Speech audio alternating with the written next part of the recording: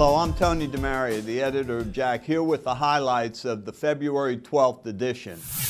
In the February 12th edition, we have an interesting study that deals with risk factors for hospitalization in elderly individuals who develop congestive heart failure.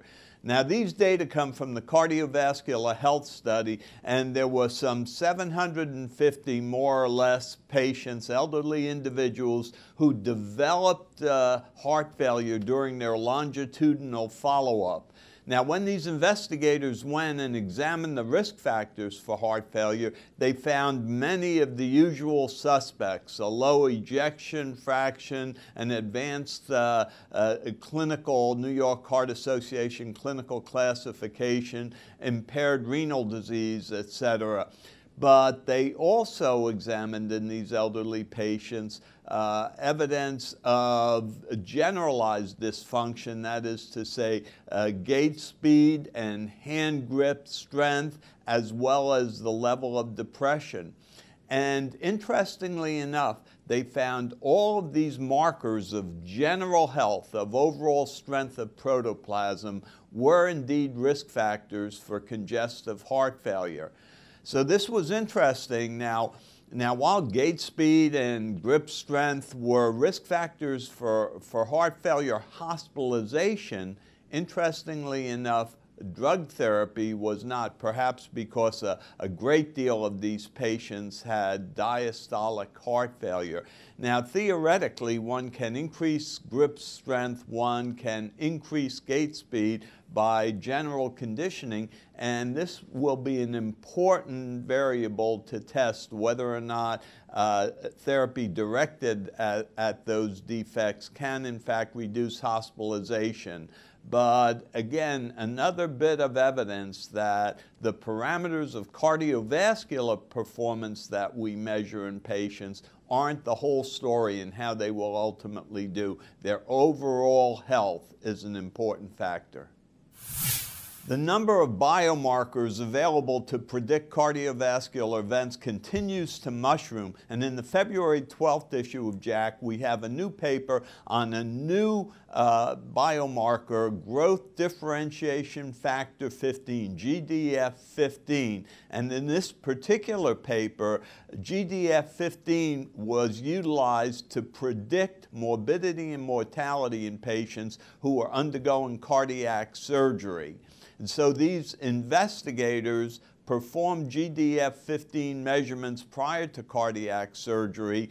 They compared it in addition to the additive Euro score for risk of heart surgery, and they also compared the results to those obtained with the biomarkers NT-proBNP and troponin.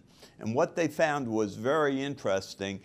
In addition to the Euro score, GDF15 increased the area under the curve of a receiver operating curve analysis from 0.81 to 0.85.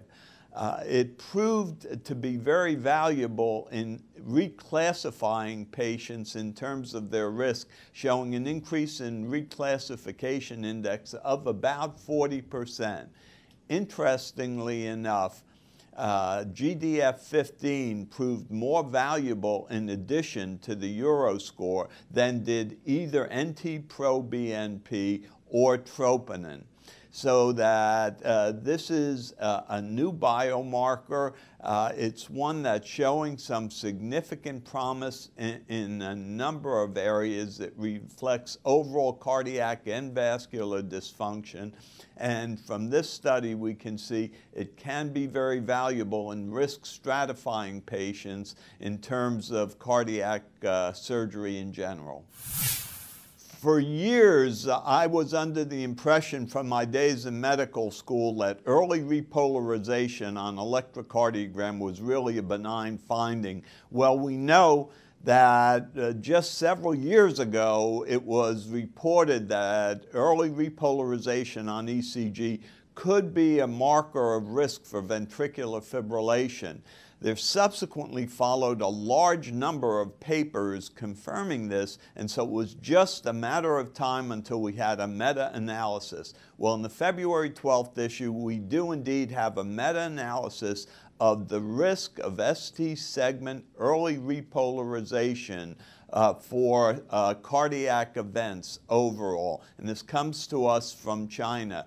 They evaluated 9 studies. They evaluated the risk of ST segment early repolarization for cardiac arrhythmias, for arrhythmic deaths, and they found unequivocally that the presence of early repolarization did predispose to arrhythmic death.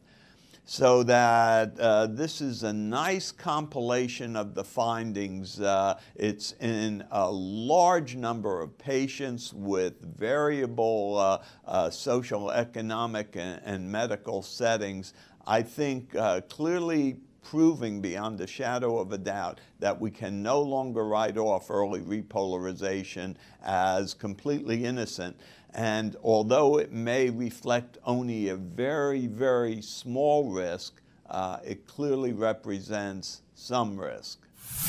So the February 12th issue of JACC brings some new information in terms of risk factors for heart failure in the elderly, in terms of a new biomarker, GDF-15, and some interesting data on an old biomarker, early repolarization.